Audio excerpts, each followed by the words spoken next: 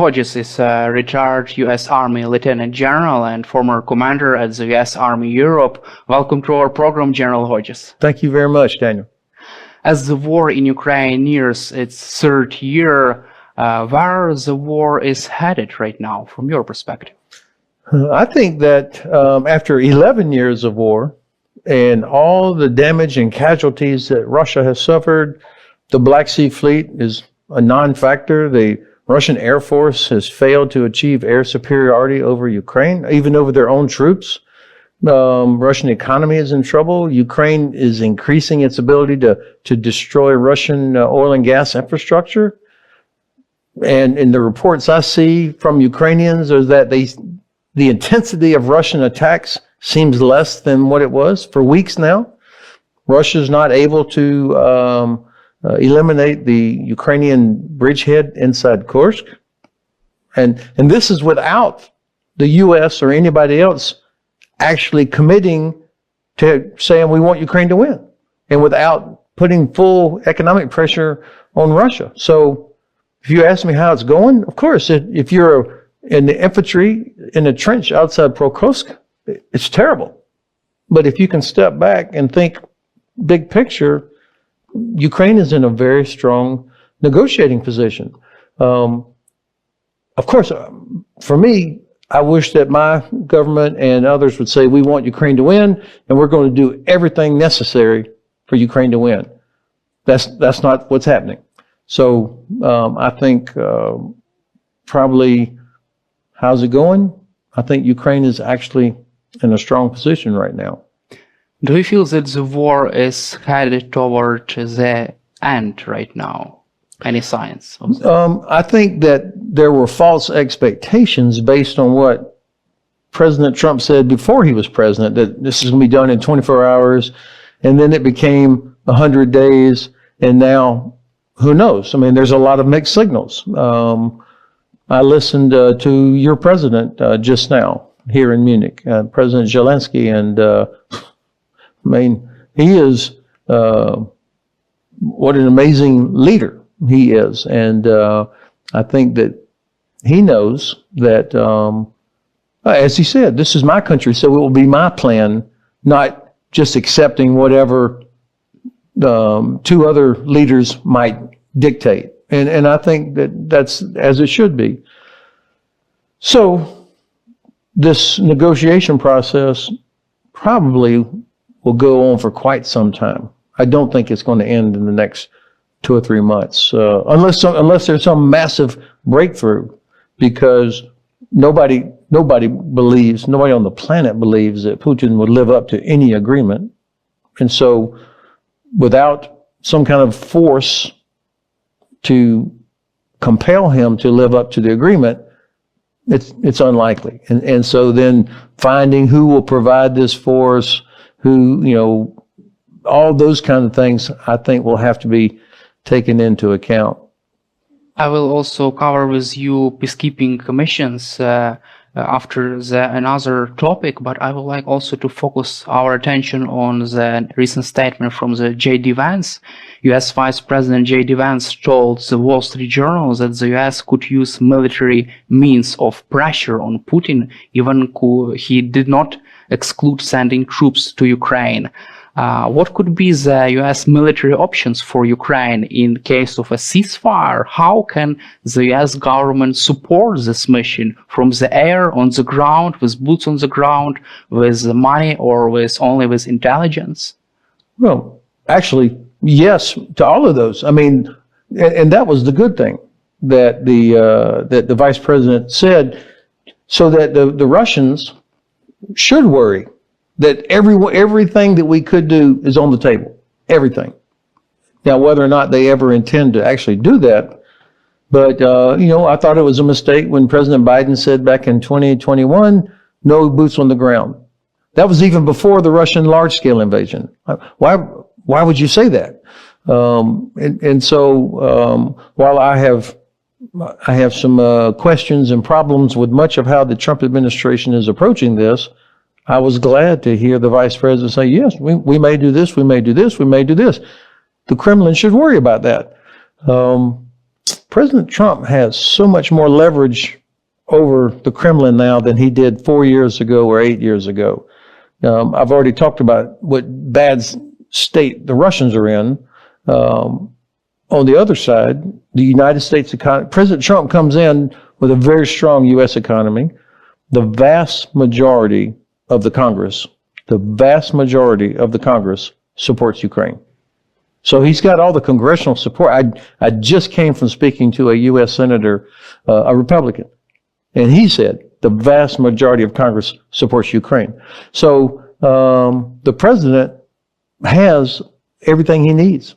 You remember General Kellogg said, we, on a scale of 1 to 10, we probably are 3 in terms of sanctions. So that means there's so much more that can be done. That's leverage. The president could say, okay, Putin, you're not negotiating in good faith.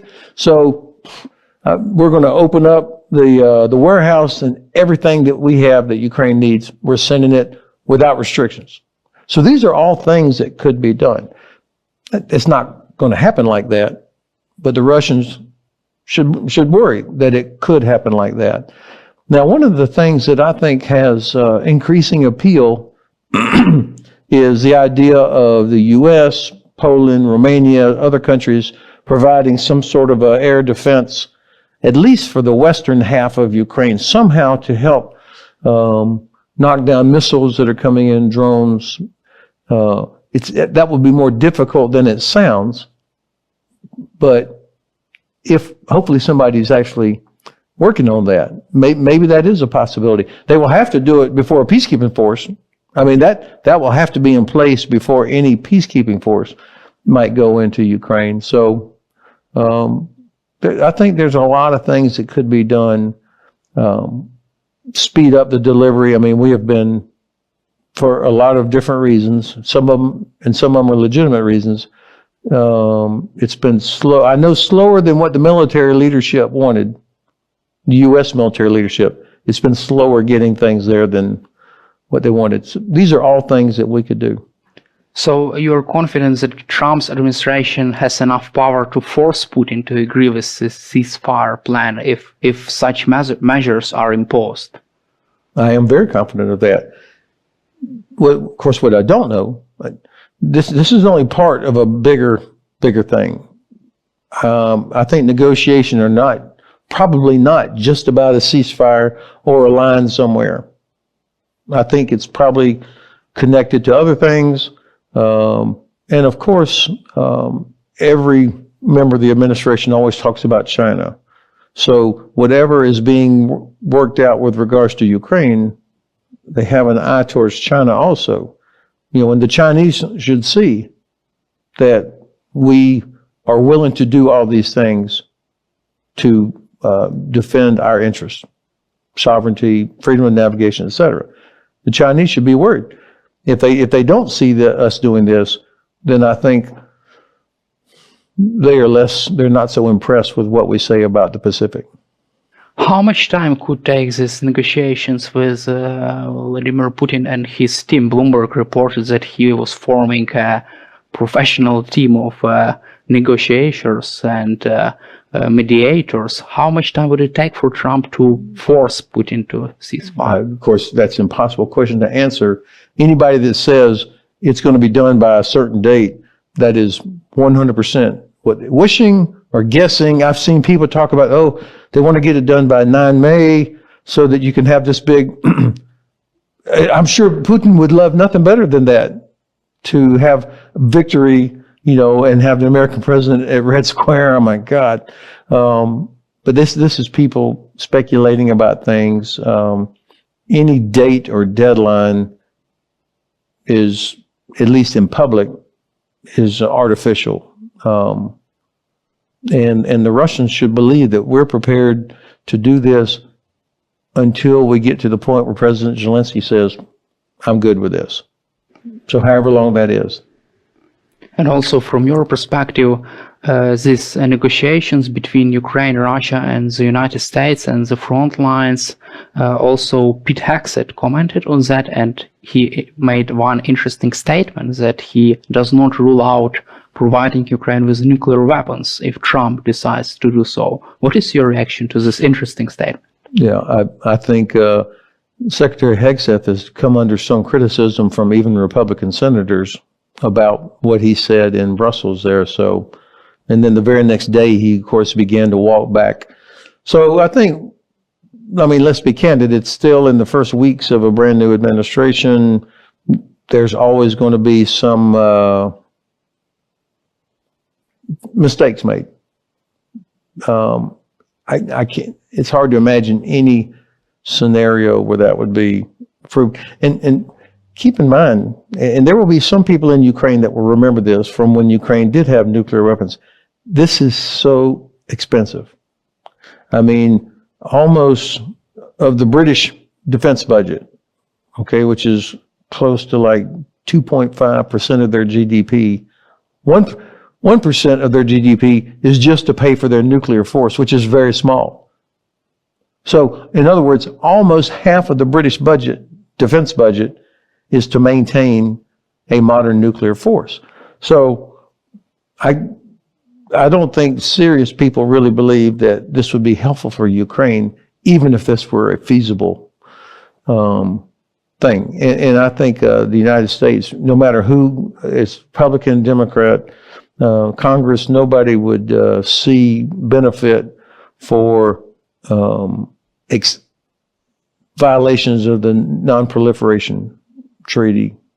I think it's in our interest that Ukraine not feel that it had to do that. And also, so you're confident that only conventional weapons would be needed for Ukraine to deter another Russia's attack in the future? Yeah. I think whether it's capabilities that Ukraine manufactures itself or long-range weapons, air defense weapons, conventional artillery, all of these things, whatever is needed for Ukraine to win this war, that's what we should be providing without interruption.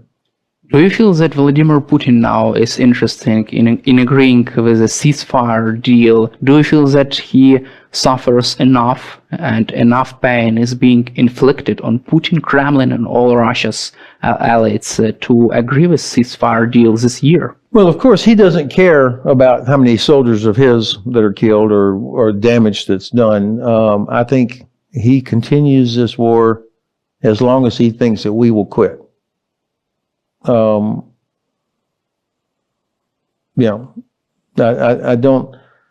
don't see him saying, "Oh, we've 1 million casualties," which will happen in a couple of months. They'll hit 1 million, maybe even sooner.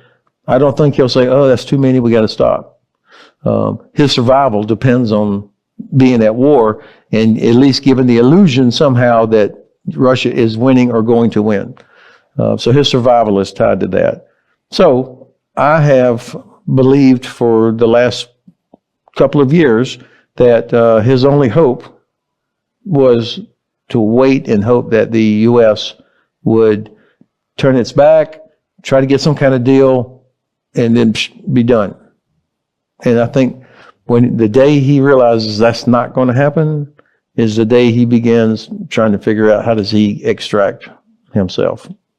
Do you feel that there is any kind of feeling of regret in Kremlin regarding this whole military disaster in Ukraine right now? Yeah, of course, I can only speculate based on what different people in Russia say, you know, the talking heads, the propagandists, the different people that talk on Russian talk shows. You've got people over here saying we should have used a nuclear weapon, we should have killed these guys, you know, and then over here it's like, what a huge mistake. And it does feel a little bit more and more that people are coming out saying that this was a mistake, and they're feeling brave enough to be able to say that publicly. I think that says something. But in terms of serious government figures saying this was a mistake, I don't think we'll hear that. And can you imagine a feeling of regret in Putin's head? Well, you know, dictators don't have a retirement plan. I mean, they stay in power for life, because usually bad things happen to dictators when they try to step down unless they have a really clear, strong succession program. I don't know who that is in Russia. So the regret probably comes from oligarchs who no longer have their flat in London, or have their kids going to school in Switzerland, or their yacht has been impounded down in Naples, or wherever. They probably have personal regret about their own life, but I don't know how many of them would actually say we should have stopped Putin. This is a terrible idea. All this destruction. We lost our Ukrainian friends, and I don't get that feeling. Pål Jonson is Minister of Defense of Sweden. Welcome to our program, Minister Jonson. I would like to begin our discussion with Rammstein and recent statements from the Pete Hegseth, U.S. Secretary of Defense. He said that the war in Ukraine should be settled by making a deal. Also, he urged European allies to do more to provide Ukraine with security guarantees. From your perspective, do you feel that now there is a chance to negotiate a ceasefire deal with Russia? Well, I think what is important is what your president and the Ukrainian people think, of course, but we take note that your president has opened for willingness to negotiate during 2025, and that, of course, he also wants to finish the war, and the Ukrainian people, of course, want to do that as well. What is important is that it becomes a fair peace in that fall, and not a bad agreement which would embolden Russia and weaken Ukraine. So the best thing we now as European allies can do is to step up support to Ukraine, and therefore we announced just last week our biggest support package to Ukraine so far, with 1.2 billion euros. So we are laser focused to provide the Ukrainians with the ability to negotiate from a position of strength if Ukraine would like to do so. Do you feel that Ukraine now can negotiate with Russia from a position of strength? I think there's more we can do, providing more defense equipment to Ukraine from our own stocks, to provide them, as Sweden is doing, also newly produced defense equipment, because we have a strong defense industrial base, but also investing into the Ukrainian defense industrial base, which has undertaken a very impressive ramp up of production. So we opened up for investing into Ukrainian long-range strike capabilities, both with missiles and long-range strike drones and artillery pieces and so forth. So that's been very encouraging, and also very impressive to see how much Ukraine has ramped up production during this year. What are your impressions on the latest Rammstein meeting and also participation of the Pete Hegseth, U.S. Secretary of Defense? That Secretary Hegseth is pushing the Europeans to do more, and I basically think that is sound as well, because we need to do more. Okay, in 2024 we did about 60% of the support, but Secretary Hegseth was also alluding to the fact that US also have other facing challenges in the Indo-Pacific and so forth. And I do think that the Europeans can do more, and that everybody should also be able to contribute according to the size of their armed forces and the size of their economy. Is Sweden ready to deploy troops in case of a peacekeeping mission in Ukraine? Because U.S. Secretary of State Pete Hegseth suggested that European forces could play a key role in securing peace in Ukraine without American presence. Yeah, I heard it today, and I heard it before as well, but I would like to see something on paper, what that actually entails, and what the model is before we're ready to comment on it anything further like that. So our focus right now is to provide maximum amount of military support and training to Ukraine, so Ukraine has the ability to, from a position of strength, if it so chooses, to negotiate. After this meeting of Rammstein group today, do you have feeling that the US will continue to help Ukraine to negotiate from a position of strength in any kind of way? Well, I do take note that military support from the US has continued, and we welcome that as well. But I think we also have to do more as Europeans as well, because on balance, Europe is not delivering as much as we should, and we should ramp up production as well and step up training. I think that's absolutely crucial as well.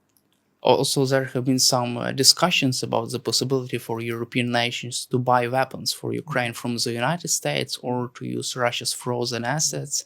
How do you see this new format of cooperation, of providing Ukraine weapons from the US? How could we deliver next packages from military assistance to Ukraine? The stakes in this war is enormous for Ukraine, but it's also enormous for Sweden and whole Europe. And if you have that mindset, you have to also have an open mindset in how you best can support Ukraine. And of course, we had other initiatives such as the Czech initiative, procuring 155 artillery ammunition from various countries. And I think we have to have an open mind also on the possibility of financing, could be financing foreign military sales from the US and so forth. But what we should be focusing on seeing how we best can support the Ukraine, and then Sweden will have a very pragmatic approach to that as well. In regards to the windfall profits of the Russian assets, we welcome, of course, now that the EU is investing into Ukraine's defense industrial base, and we stand ready also to do more if that is possible. And also from your perspective, I would like also to cover NATO's membership. It seems like the United States put this matter off the table right now. What is your reaction to this? Well, our position is that we think that Ukraine do belong in NATO, but of course it has to fulfill the conditions for it. And this is a matter between Ukraine and the 32 NATO allies, that no country should have, especially not Russia, should have a veto over this matter. What are your expectations for this year of 2025 regarding the war in Ukraine and the outcome of this war, and also possibility of a ceasefire? Well, I think that no one wants peace more than the Ukrainian people, because the horrible aggression that Ukraine is exposed to. But let's make sure that this is a fair peace, and a peace that would in that case also be a peace on Ukraine's term. And the best thing we can do is just to make sure that we support Ukraine as much as possible. And do you feel that Russian dictator Vladimir Putin could be forced to negotiate this year, or not yet? Well, I think that he should be aware that the sanctions have effect, and that we and many others are making long-term commitments to continue supporting Ukraine for as long as it takes, because our security is so closely intertwined into Ukraine's security. So